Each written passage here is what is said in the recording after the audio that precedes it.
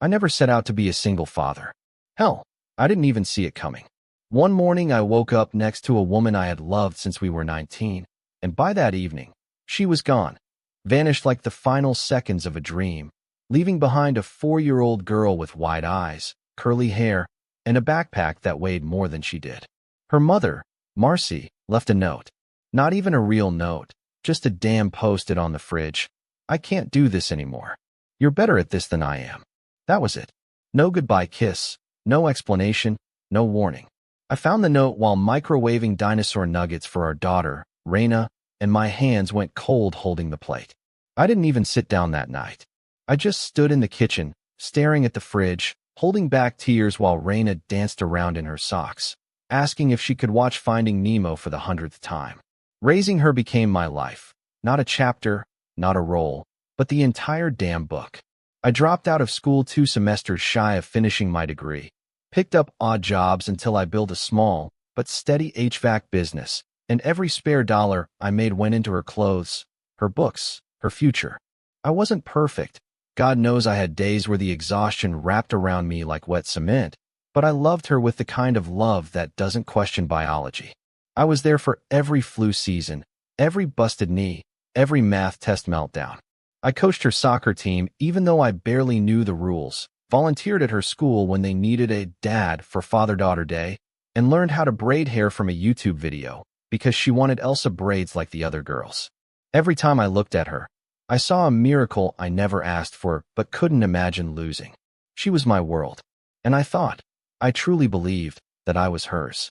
That's why the invitation to Sunday dinner caught me off guard. She never organized family gatherings.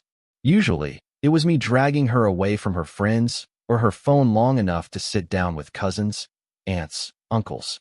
But that week, she called me. Her voice sounded bright, suspiciously bright, and she said, "I'm planning dinner at Aunt Viv's. Everyone's gonna be there, even Mom." Just hearing her name made my stomach twist.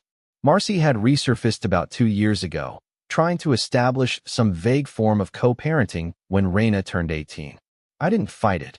Raina was an adult now, legally, and I wasn't about to become the bitter dad trying to cut ties. Still, I didn't trust Marcy, and that invitation felt like a setup. But Raina insisted. She said it was important. "I have something to tell everyone," she said. I figured maybe it was college news, a new job, hell, even a boyfriend reveal. I had no idea I was walking into my own emotional execution. The dinner started normal enough. The usual noise, jokes flying around, everyone fighting for the last spoonful of mashed potatoes. Raina sat across from me, eyes gleaming with something I didn't recognize. It wasn't joy exactly. It was more like a suppressed smirk. She waited until dessert. I remember that vividly. The room had quieted a bit, wine glasses half empty. Someone had just made a lame joke about politics. And then she stood up, clinking her spoon against her glass like it was a wedding toast. "I have something important to share," she said, loud enough for the whole room. My heart didn't race at first. I smiled proud. I actually leaned forward. And then she said it. "I found my real dad. And it's not him." She pointed. Right at me. Laughter followed. Not hers, theirs. Her mom giggled behind a napkin. A couple cousins exchanged looks. Even Uncle Ray let out this uncomfortable laugh, like it was all a prank. I waited for her to say she was kidding, but she didn't. She smiled, eyes shining, and said, "Turns out Mom had a relationship before you. A real one." I didn't say a word. Not then. My body didn't know what to do. Sit, stand, scream, collapse. I just remember feeling heat in my face and cold in my fingertips. Like the blood didn't know where to go. I stood up without pushing my chair back and walked out of that house without saying goodbye. I heard her call out, "Dad," behind me, but it didn't feel like my name anymore. That walk to my truck was the longest I've ever taken. My feet were cement blocks, my chest a collapsing bridge. When I got inside, I sat in silence for over an hour before driving off. I couldn't even cry. The tears didn't come until 2 days later, while washing dishes, when I found one of her old plastic cups in the back of the cabinet, the one with faded Hello Kitty stickers on it. That's when the weight hit me. Not just the betrayal, but the stupidity. I had loved a child more than I loved myself. And apparently, I was the only one who didn't know the joke.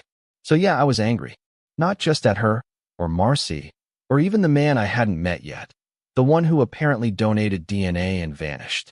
I was angry at myself for not seeing it, for giving my entire life to someone who saw me as a placeholder, an actor playing the role of dad until the real cast member showed up. I kept thinking about all those bedtime stories, all those doctor visits, the braces I paid for, the car I bought her, the apartment I helped her move into last summer. Was I really just some guy in the background of her life? A sponsor? A substitute teacher in the classroom of her childhood? The questions twisted around in my mind like barbed wire. And yet, beneath the rage, there was something else, something worse. Shame. Deep, raw, humiliating shame that I, the man who had been there all along, was suddenly made to feel disposable. I don't know what hurt more, that she said it, or that she meant it. The words kept replaying in my head like a damn loop I couldn't turn off. I found my real dad. And it's not him. That him stung in a way I didn't think words could. Not my dad. Not the man who raised me. Not even my name. Just him. Like I was a stranger in her story. A footnote. I'd been to every school play, every emergency room visit, and every late-night crying session after some teenage heartbreak, and yet somehow, in one sentence, she stripped me of all of it. The drive home from Aunt Viv's was a blur. I don't even remember stopping at red lights. My hands were clenched so tightly around the steering wheel that my knuckles turned white. All I remember thinking was, so this is what it feels like to be erased. When I got home, I didn't turn the lights on. I just sat in the dark living room, staring at the family photos on the wall. There was one of her first day of kindergarten, missing front teeth, purple backpack, holding my hand so tightly you'd think the world might end if she let go. Another of her 10th birthday, face covered in chocolate cake, and me crouching beside her with a party hat barely staying on. Then high school graduation. God, I was proud that day. Took off work, bought a new suit, watched her walk across the stage with a smile that made all the sacrifices worth it. I remember hugging her afterward, whispering, "You made me so proud, Raina." And she said, "You're the best dad ever." So when did that change? When did best dad ever become just him? The next morning, I didn't go into work. I couldn't face anyone. That night, I finally confronted her. Not with anger, at least not at first. I texted her, "We need to talk. Face to face." She replied quickly, which surprised me. "Sure. Come by tomorrow after work." When I walked into her apartment, she barely looked up from her phone. The air between us was heavy, like all the oxygen had been sucked out. I didn't sit down. I just stood in the middle of the room and asked the question I couldn't keep buried anymore. "Why did you do it like that? Why not tell me privately?" She shrugged. "I didn't think you'd take it so personally." I laughed then, not because it was funny, but because the absurdity of her answer felt like a punchline to a joke only I understood. "You didn't think I'd take being replaced in front of my entire family personally?" She sighed, like I was being dramatic. "I didn't mean to hurt you, okay? I just wanted to be honest. I wanted to know where I came from. I should have walked out then, but I didn't. I stayed, hoping, desperately, that she'd say something to show she still saw me as her father in some way, that this wasn't all just black and white. Instead, she dropped another bomb. "He wants to get to know me." And Mom said she always regretted not telling me sooner. My jaw clenched. "So what? You're just erasing everything we had." She looked up at me then, and for a second, I saw the little girl she used to be. But only for a second. Then she said, "I'm not erasing it. I'm just moving on." I nodded slowly. No tears. Just numb acceptance. "Okay, then move on." I left without hugging her, without saying goodbye. Something broke that night, and I knew deep down it wasn't fixable. I didn't sleep that night. I made coffee at 2 a.m. and sat in the garage staring at the toolbox she used to pretend was a treasure chest when she was 5. She used to sit on the floor next to me, asking questions about every tool, every wire. I kept thinking, what did I do wrong?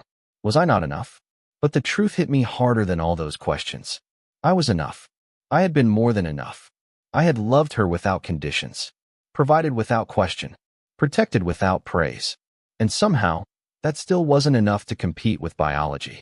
In her eyes, DNA outweighed decades. Blood over bonds. Genetics over grit. That realization didn't just sting, it hollowed me out. And yet, I wasn't angry at her, not yet. Hurt, absolutely. But some part of me still hoped she'd come around, that she'd wake up and realize what she gave up. I told myself maybe this was just a phase, a curiosity chase, a need to explore her roots.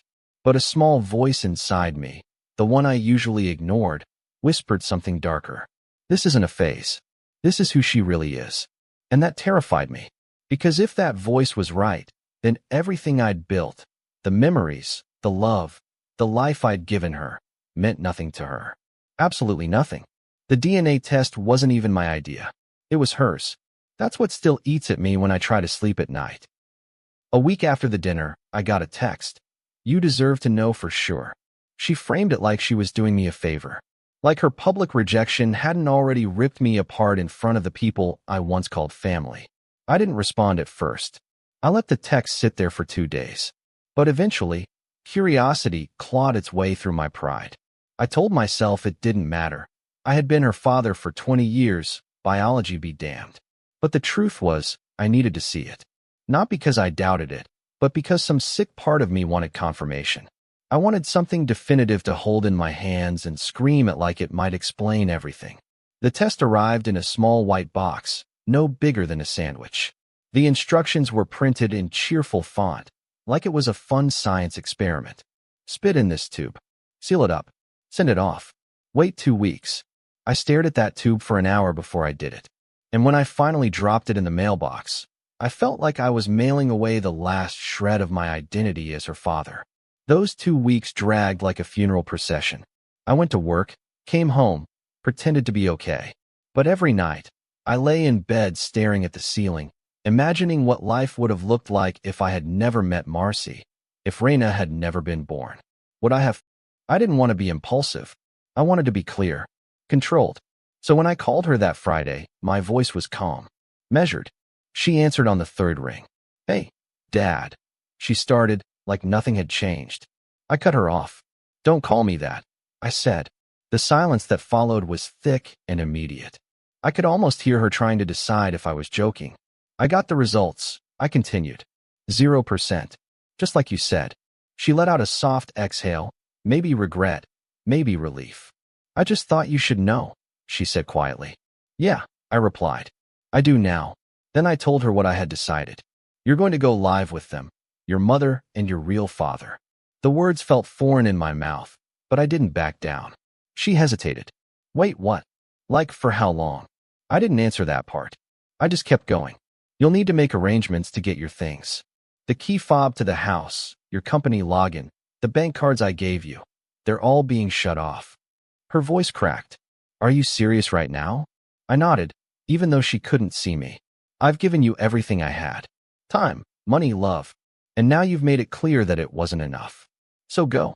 Go be with the people who matter to you. She started crying. I didn't mean for this to happen like this, she said. I just wanted to know who I was. I almost softened, almost. But I couldn't forget the laughter at the dinner table. The look on her face when she pointed at me like a fraud. You knew exactly what you were doing, I said, my voice sharper now. And now you can live with the consequences. She begged. That surprised me. I didn't expect it so soon. But she did. She asked for more time. Said she was confused. Said she didn't want to lose me. But it was too late. Something in me had broken, and it wasn't the kind of thing that could be mended with apologies and tears. I hung up before she could say anything else. Then I turned off my phone and spent the rest of the night packing up her things. Every photo, every souvenir, every piece of her that still lingered in my home. I didn't throw it away. I'm not cruel. But I boxed it up and put it in the garage. Out of sight. Out of reach. Out of my heart. Over the next few days, I made the rest of the changes. I revoked her access to my accounts. Cut off the credit card she used for groceries and gas. Removed her name from the employee directory at my company. Some of my staff asked why. I just told them it was a personal matter. And to their credit, no one pressed further. I even changed the locks on the house. Not because I thought she'd try to break in, but because I needed the symbolism. I needed the finality of it. She was out. Not just of my home, but of my life. And then I waited. For the fallout. For the guilt. For the regret to hit me like a tidal wave. But it didn't. 3 weeks. That's how long it took for the silence to break. 21 days of no contact, no calls, no texts, just the cold, hollow space where a daughter used to be. I won't lie and say it didn't hurt. Every morning, I'd wake up half expecting a message, something small like, "Good morning," or "Are you okay?" But my phone stayed quiet. The house stayed quiet. And I started to realize just how much of my life had been filled with noise that wasn't mine. Her music blasting through the walls. Her late-night kitchen raids. The trail of her presence in every room. When that was gone, what I was left with was silence. And for a while, it almost felt like peace. Then she called. Not once. Not casually. It started with one missed call at 2:13 a.m. I ignored it, thinking it was a pocket dial or a drunk impulse. But the second came an hour later. Then a third. By sunrise, I had 6 missed calls and 2 voicemails. I didn't listen to them at first. I wasn't ready. But something in me, maybe morbid curiosity, maybe leftover love, clicked play on the first one. Her voice cracked before she even got the words out. "Dad, please. I don't know what to do. I made a mistake." There was panic in her tone, real panic. Not the performative kind she used when she wanted a new phone or forgot to pay her rent. This was different. Desperate. Raw. They're not who I thought they were. "Mom, she's never home. And he doesn't want me around unless there's a camera or a visitor." Then she started sobbing. "Please let me come home. I miss you." I listened to the second message. It was worse. Slurred, like she hadn't slept. "I'm sorry, Dad. I didn't mean it. I didn't mean any of it. I just wanted answers. I didn't think I'd lose you. Please don't shut me out." I sat there, phone in hand, staring at the wall for what felt like an hour. Part of me wanted to call her back right away, to tell her it was okay, that I forgave her, that she could come home. But the larger part of me, the one still bleeding from her betrayal, held firm. This was what she chose, and now she was living with it. Over the next few days, she kept calling, sometimes twice a day, sometimes in the middle of the night. I didn't block her, I wasn't that cold, but I didn't answer either. I read her texts, all of them variations of the same plea. "I'm sorry. I miss you. Please." But none of them said what I really wanted to hear. None of them said, "I understand what I did. I understand what it cost." Because I wasn't just hurt by the dinner or the DNA test. I was hurt by the fact that she never once stood up for me. Never once looked at that room full of people and said, "This man raised me. This man gave up his life for me." She didn't just find her biological father. She discarded me to do it. And now that life with her real family wasn't picture perfect, she wanted to come crawling back. But what broke me the most wasn't her. It was hearing from Marcy. That woman had the audacity to call me like she hadn't blown up our lives decades ago. Like she hadn't walked out on her daughter and vanished into thin air. "She's struggling," she said. "You're being really harsh." I nearly laughed. "I raised her alone for 14 years while you played ghost, and I'm being harsh." Marcy didn't flinch. She always had a way of twisting things to sound like she was the victim. "She's just a girl trying to find herself," she said. "You should have been more understanding." I snapped then. Understanding? I watched her strip me of my title as a father in front of 20 people. Marcy. She didn't come to me privately. She didn't show me respect. She turned my life into a punchline. That's not a girl trying to find herself. That's someone who doesn't know the value of what she had. And then I heard it. That smug little breath she always took before lying. She thought you'd always be there. That you'd never really let her go. That's when it hit me. They all thought that. Raina, Marcy, even the biological father who hadn't raised her. They assumed I'd always be the fallback. The safety net. The man who would clean up the mess no matter who made it. And for 20 years, they were right. But not anymore. The next week, I saw the fallout in real time. She tried to access her joint bank account. Closed. She showed up at my company's front desk asking to talk to HR. Security had to walk her out. She texted my assistant begging for a meeting. I told her to let Raina know. We're done. The company is not a charity. That's when things got messy. Her mom posted some cryptic nonsense on Facebook. Some people forget who stood by them the longest. Then came the phone calls from relatives I hadn't heard from in years, all of them offering unsolicited advice. "You're being too cold. She's still your daughter. Blood or not, love matters." But no one, not a single one, asked how I felt. No one said, "That must have hurt like hell." It was always about her. Eventually, she stopped calling. That silence, once so brutal, started to feel like freedom. I got back to work, reconnected with a few old friends. I even started sleeping better.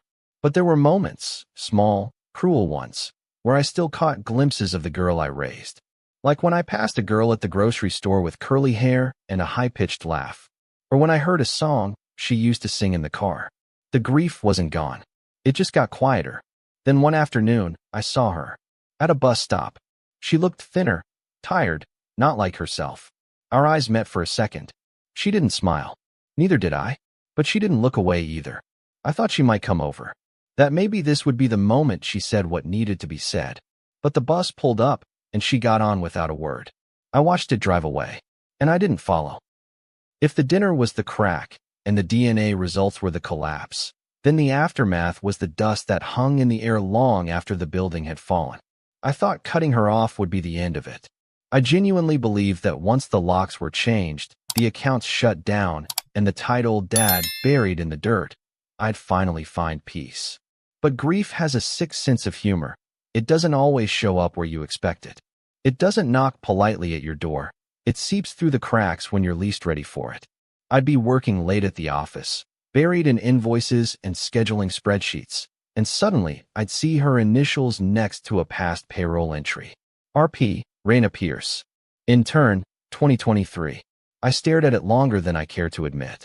One of the last times she made me proud before turning me into a stranger. The gossip came next. At first, it was whispers, text threads I wasn't supposed to see, side conversations I overheard at company lunches. People were confused. Then came the judgment. My sister-in-law, Lauren, posted some vague nonsense about men who abandon their daughters and still call themselves heroes. I didn't respond. I didn't need to. People started taking sides, as they always do in these things. Some coworkers unfollowed me on social media. A few longtime clients suddenly found excuses to cancel their contracts. I even got an anonymous letter in the mail one day, typed, not handwritten, like a damn ransom note. It said, "She gave you her whole life, and you tossed her away like trash. Hope you rot." No signature, just bile. I held the letter in my hands for a while, then folded it and placed it in a drawer. I didn't tear it up. I didn't throw it away. I wanted to keep it, not because I agreed with it, but because it was proof of what it cost to draw a line in the sand. Marcy wasn't done either. She sent her flying monkeys out, one after another. Her brother called me, first pretending to check in, then slipping in a lecture about taking the high road. Her mother, a woman who hadn't spoken to me since Raina's first birthday, emailed me to say, "No matter what happened, she's still your little girl." It amazed me how everyone suddenly remembered Raina's innocence, but forgot my sacrifice. I wasn't a saint, not by any means, but I showed up. Day after day. While Marcy disappeared into thin air, I was the one braiding Raina's hair before picture day, sitting through dental appointments, arguing with teachers about her IEP. And now, because I chose to protect myself, I was the villain in their retelling. The public fallout was worst at work. You'd think running your own company would offer some shield, but no. My own employees started to turn cold. Not all of them, but enough that I felt the shift. My office, once a place of pride, started to feel like a fishbowl. I caught glances when I walked by. I heard silence where there used to be chatter. Someone, I still don't know who, leaked part of our personal drama online. Not the whole story, of course, just enough to paint me as heartless. There was a Reddit thread under one of those anonymous confession pages. Man cuts off daughter after finding out he's not the bio dad. It had thousands of comments. I didn't read most of them, just enough to feel the sting. What a monster. DNA doesn't make a parent, love does. He probably never loved her in the first place. The irony was almost laughable. I had spent 2 decades loving her, fiercely and without pause. But the moment I refused to keep being used, I became the bad guy. That's the thing about boundaries. People only hate them when they're the ones on the outside. I wanted to scream at them, explain every sleepless night, every decision made in her favor. I wanted them to know that cutting her off wasn't about revenge, it was about survival. I wasn't just protecting my heart. I was protecting my future, my sanity. But the internet doesn't care about nuance. It cares about narrative. And my narrative had been hijacked. It all came to a head when I ran into Malik, an old friend who used to babysit Raina when she was little. He had always been neutral, kind even, but now he looked at me like I'd sprouted horns. "Man, I heard everything," he said, arms crossed. "You really just let her go like that?" I didn't say anything at first. I was so damn tired of justifying myself. But something in his tone pushed a button. I turned to him and said, "No, Malik. I didn't let her go. I held on for 20 years while she tugged at the rope. She's the one who let go." He didn't respond right away, but I could tell the words hit somewhere. He looked down, then nodded slowly. Guess I never thought of it like that.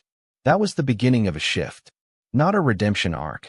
Not yet, but the beginning of perspective. A week later, another old friend reached out. This time with empathy. "I heard what happened. I just wanted to say, I see you. And I'm sorry. That had to hurt like hell." I sat in my car after reading that message, staring at the screen like it was written in a foreign language. No one had said that yet. Not once.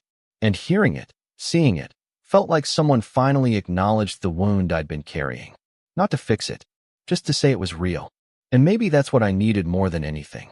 There was no grand finale. No storming confrontation on a rainy doorstep. No courtroom drama or viral family video. The end came quietly, so quietly, in fact, that I didn't even realize it had arrived until the dust had fully settled and the air around me finally felt still again. There were no more calls. No more messages. No one showing up at my office or sending anonymous letters to my mailbox.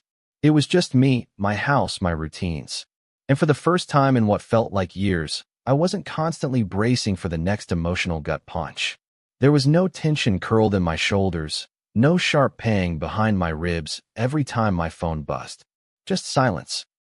And I realized then, silence isn't always a punishment. Sometimes, it's peace wearing a disguise. I started doing things I hadn't done in years. Small, almost forgettable things that used to bring me joy before life buried them beneath responsibility and sacrifice. I went fishing, took weekend drives with no destination in mind, sat at the local diner alone and read the paper like an old man with nothing to prove. I fixed the back fence, planted a new row of boxwoods along the side yard, even replaced the broken porch swing that Raina used to sit on while scrolling through her phone, always half listening while I talked. I didn't avoid the memories. I let them come, but I didn't let them own me. They floated in like ghosts, familiar and still painful, but I let them pass. I wasn't trying to erase her. I was just choosing not to bleed for her anymore. One afternoon, I opened the garage to organize some old boxes and came across the container labeled Raina's room. I sat on the concrete floor, dust-covered and aching, and opened it. Inside were all the things she hadn't bothered to take. Her baby blanket, the first soccer trophy she won when she was 9, a journal with only 2 entries, and the drawing she gave me when she was 6 of the 2 of us holding hands under a rainbow. The figures were crooked, drawn in bright crayon, but she'd labeled them me and Dad. Not him, not maybe, not really, just Dad. I stared at that for a long time. My hands shook as I held it. And for the first time in months, I cried, not the broken, bitter kind, but the quiet kind that comes when you finally accept the loss as real. She was gone.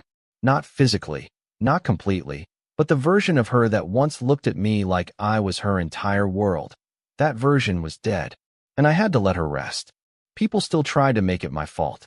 Even now, every so often, someone will corner me at a gathering or message me online, trying to play peacemaker. You should talk to her. You only get one daughter. She made a mistake. But none of them were there the night I looked her in the eye and saw nothing. No remorse, no understanding, just pride. None of them felt the sting of betrayal or the humiliation of being laughed at by your own blood. And none of them lived through the aftermath, where I had to choose between being everyone's doormat or finally choosing myself. I didn't owe anyone an apology for that. Not then, not now. Still, I'm not made of stone. I thought about what it would mean to reach out, to offer an olive branch, not as an invitation back into my life, but as a gesture of closure. I drafted a message once. I hope you're okay. I still think about you, but I'm moving on. I never sent it. Not because I didn't mean it, but because sending it would have opened the door again, and I'd worked too hard to close it.